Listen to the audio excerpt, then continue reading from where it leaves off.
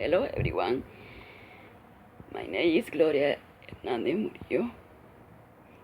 In this time I'm going to talk about how language teaching methodologies have changed and why they matter. For example, in the class of grammar,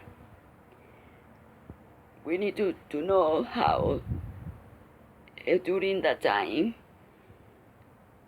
have been changing the methods and techniques that we have to know as a teacher. Let me tell you something in the story of these methodologies. For example, listen.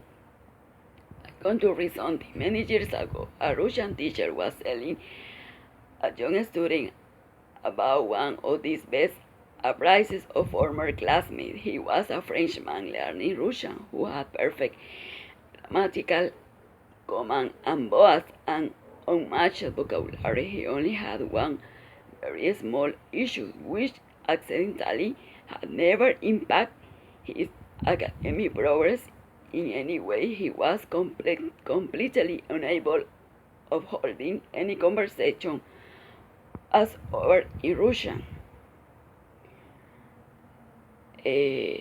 For example, in the currently, our unfortunate student was just another victim of the most traditional pedagogical system used in second language teaching, the grammar translation method. The focus is on formal knowledge of the language, and more specifically, it is grammar. The learning is deductive. Master of this class, the teacher present grammar rule and give this student exercise for practice. Translation is among the most favorite activities. For example, we have different way to use grammar in our classroom with our students. The difference between today and many years ago is that actually we were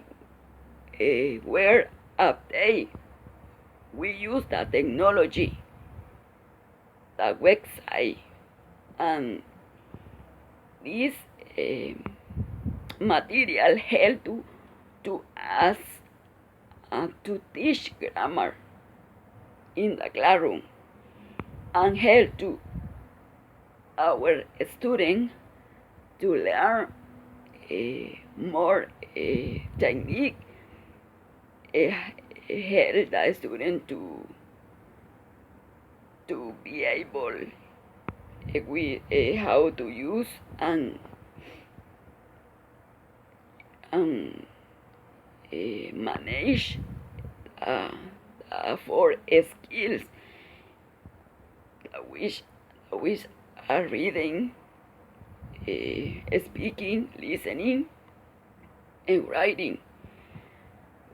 We have four methods of teaching English in modern classroom using grammar.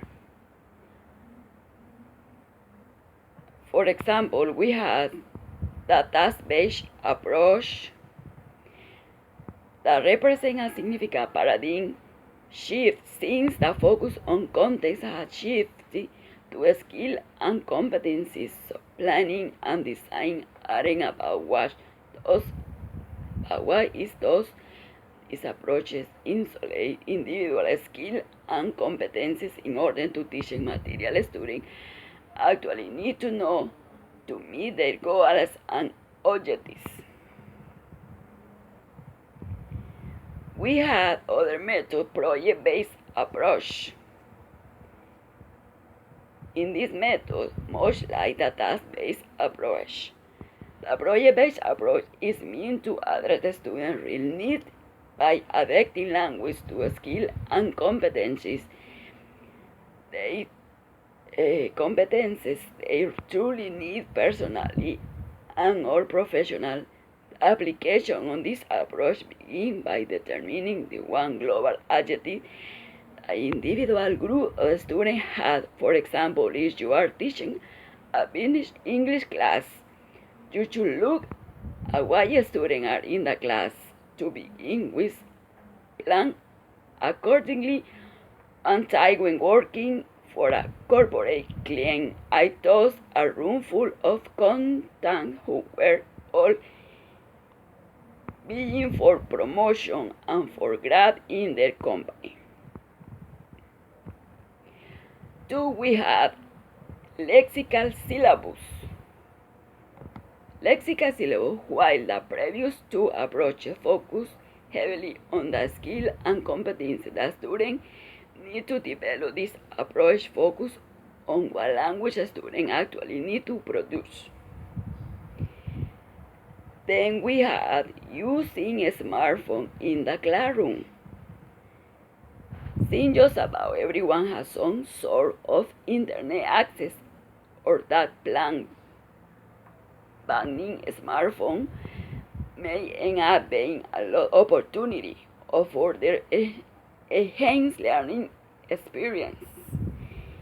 This is very important for a student that technology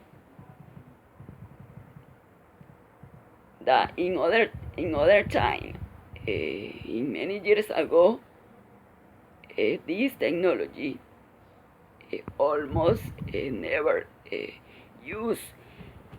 So the teacher and the student,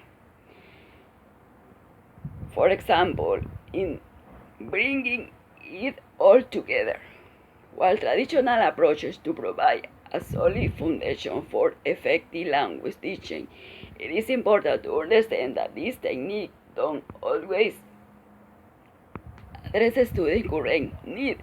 In fact, the communicative approach is still widely